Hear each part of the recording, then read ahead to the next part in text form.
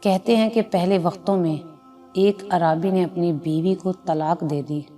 کچھ لوگ اس کے پاس پوچھنے اور سبب معلوم کرنے آئے کہ اس نے طلاق کیوں دی۔ وہ کہنے لگا کہ وہ ابھی عدت میں ہے، ابھی تک وہ میری بیوی ہے، مجھے اس سے رجوع کا حق حاصل ہے۔ میں اگر اس کے عیب تمہارے سامنے بیان کر دوں تو رجوع کیسے کروں گا؟ لوگوں نے انتظار کیا اور عدت ختم ہو گئی اور اس شخص نے رجوع نہیں کیا۔ لوگ دوبارہ اس کے پاس آئے تو اس نے کہا، اگر میں نے اب اس کے بارے میں کچھ بتایا تو یہ اس کی شخصیت مسخ کرنے کے مترادف ہوگا اور کوئی بھی اس سے شادی نہیں کرے گا۔ لوگوں نے انتظار کیا حتیٰ کہ اس عورت کی دوسری جگہ شادی ہو گئی۔ لوگ پھر اس کے پاس آئے اور طلاق کا سبب پوچھنے لگے۔